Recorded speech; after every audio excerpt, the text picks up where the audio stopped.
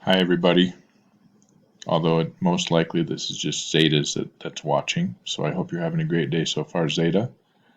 And let's get right to it. So for the warm-up, we're going to be getting into a little bit as far as what you know about Christianity, because that's going to be the topic of our SDL, our DBQ that we're going to be doing, similar to the Galileo DBQ, but it centers around something called the Reformation, which was in the Catholic Church. And it actually split up the Catholic Church. So we're going to be talking about that today.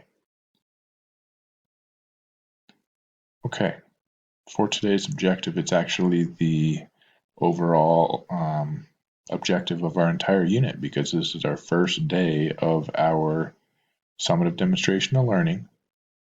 So we're going to be starting to work towards this. However, by the time that you turn in your assignment, it will be a formative grade. The grade for today of this assignment is formative because it's all preparation for the final piece, which is going to be your actual DBQ. So this will be used for your DBQ, but the document for today is just going to be a formative. But it will be worth 20 points as opposed to usually there for only 10 points. So it'll be weighted a little bit heavier. Like we talked about last time, I do think you guys are ready. We're going to be getting into these last two, which is the era and our final product. So we're going to cross those off the list today. Speaking of which, as you can see, it has the overview of our assignment. So make sure that you're going on to It's Learning and checking out the assignment for today. The prompt is basically the exact same thing that was in the objective, which is ultimately to construct and defend a written historical argument. That does all this stuff, right? So we're going to be constructing an argument based on this compelling question, because as we talked about historical inquiry, the first thing that you need to do is to create a compelling question. So that is the one thing I'm going to be giving you guys. We're going to be creating that compelling question together. So the question is, why did Martin Luther challenge the Catholic Church? And what was the impact on Christianity? All right, so that's what we're going to try to be working towards here with our DBQ number 2, document-based question, and our SDL number 2, our summative demonstration of learning. Here's the timeline. So that's what we're going to be shooting for as far as our timeline, so that the final due date would be October 21st, which is next Wednesday, before you walk in the door. And then on the document, you'll see the scoring criteria, which is the rubric.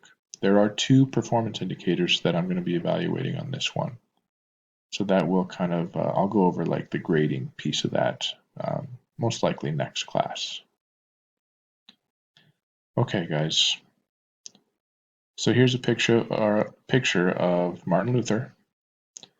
He was the namesake for the branch of Christianity that's called Lutheran Christianity.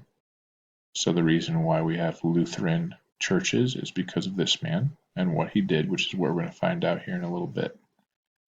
So here's the basic compelling question that we have. Why did Martin Luther challenge the Catholic Church? And what was the impact on Christianity? So that's what we're going to be working towards. So the 2 things that we're going to be doing for building context, because we know at first, the first step is always to build some context to be able to get some background information on our historical era. Our historical era is the Reformation. There's going to be some vocab that you're going to need to get down in your assignment, as well as a background essay that I would like you to take a look at. If you were to be in class, you would be reading that essay with the rest of your classmates, but since you're at home, you can just go ahead and read that essay on your own. So, first vocab word, and like it says, please include this definition in the vocab section of your DBQ document. So instead of going into your vocab section of your notebook, for this time around, we're actually just going to be going into this part of your assignment right here, which it says, pay attention in class as we go through this. So all you need to do is to be able to get this down right in the section for today's document. Martin Luther was a German monk who forever changed Christianity when he nailed his 95 Theses to a church door in 1517, which sparked the Protestant Reformation.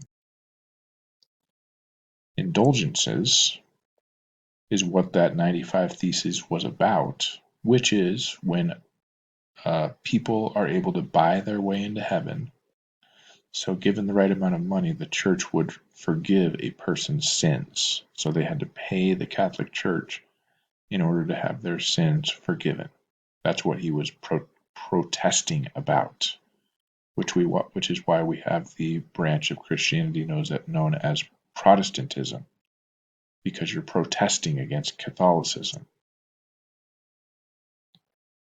The 95 Theses was a document written by Martin Luther in 1517 which criticized indulgences within the Catholic Church, and the Pope responded by excommunicating him from the Catholic Church.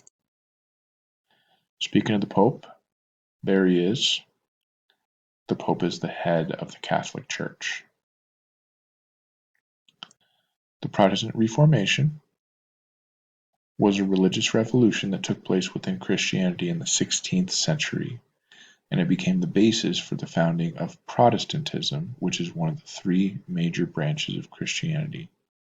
So the major branches that we have are Catholicism, Protestantism, and Orthodox Christianity, which is mainly in Greece and that Mediterranean area of Europe.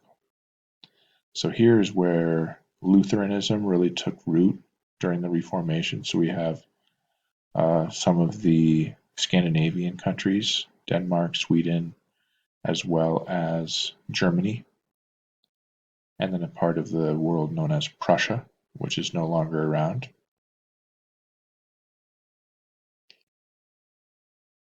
So in your document, there is a background essay. It looks like this, but it's a little bit different font, so make sure that you're going through and reading that before you move on, so go ahead and hit pause. Okay, here are the two primary sources that I'm going to be giving you, and so I'll give you a hint that when you write your DBQ, you're most likely going to summarize this into one of the answers to the compelling question, and this document B into another of your answers for the compelling question. So as you are analyzing this document, analyzing and synthesizing, I want you to be thinking about the compelling question and remembering what we talked about last class as far as how to synthesize and analyze primary source documents, because these are both primary source documents. There's some information at the top that has their source, and there is a part down here where you're expected to synthesize and analyze each document. They have been excerpted, which means taken from the original document, and modified, which means I did shorten it down a little bit, believe it or not, from the original document. Okay, so again, all you need to do is to be able to use our SDL review from last class to be able to do your synthesis and analysis down here. Because it's an SDL, I can't give you any more information than that. But the hint that I would give you is to be able to take a look at what we discussed last class as far as how to synthesize and analyze documents. Okay? And then our last step is to research 2 additional sources. So like it says, using library databases and/or a Google Smart Searching, like we talked about in class, find 2 additional sources to help answer the compelling question below. Ideally, you will find 1 additional secondary source and 1 additional primary source. The compelling question is, why did Martin Luther challenge the Catholic Church, and what was the impact on Christianity? So you're going to put in whether it's the database or the website title, whether it's a primary or secondary source, and why. What does the source tell me about my historical development? So that's more of kind of a synthesis or a summary. And then specifically, how does it answer my compelling question? So you're going to be able to capture as many notes as you need. You can use quotation marks and just take direct quotes. I do want to have a little analysis that says, like, what do these quotes mean? And then over here, you're going to be citing it. You're going to be able to either use that citation button for the database, or you can just paste in the URL if you got it over a Google search. So you put that right there.